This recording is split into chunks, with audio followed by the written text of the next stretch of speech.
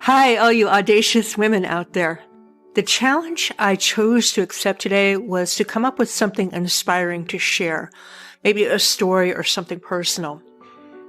If you were to ask me to relate something inspiring a few years ago, it would have been a video of me in Split or Sarajevo or Belgrade.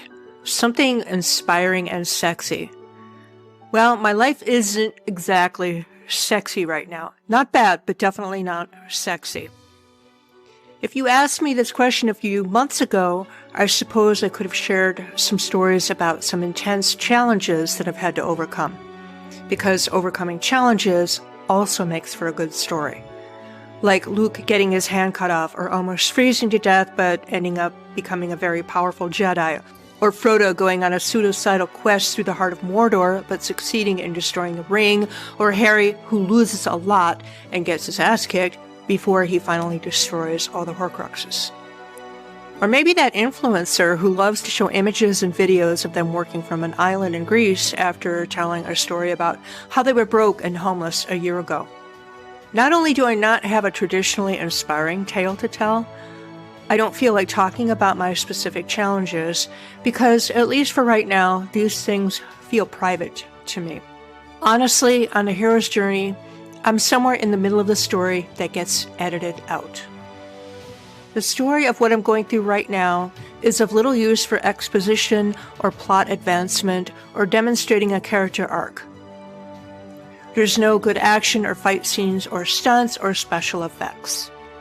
I'm in one of those periods in life that are pretty mundane, but the kind where you also get a lot of shit done. Today is a really good example.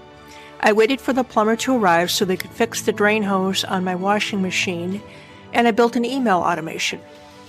Yeah, I know that's pretty exciting stuff there. The thing is, I'm still here, and that's good. I'm persevering. I'm consistent. Most of my accomplishments to date are simply because of simple consistency. I'm no hero, though, because I really don't have any other choices. Sometimes you just gotta do what you gotta do. You gotta make shit work with what you have. But while you're doing all of this, while you're going through all of it, you're probably wondering why.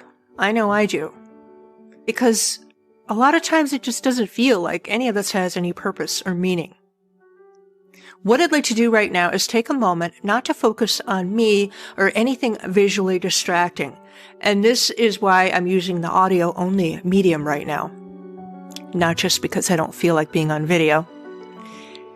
I'm going to invite you to focus on the surroundings you are in right now.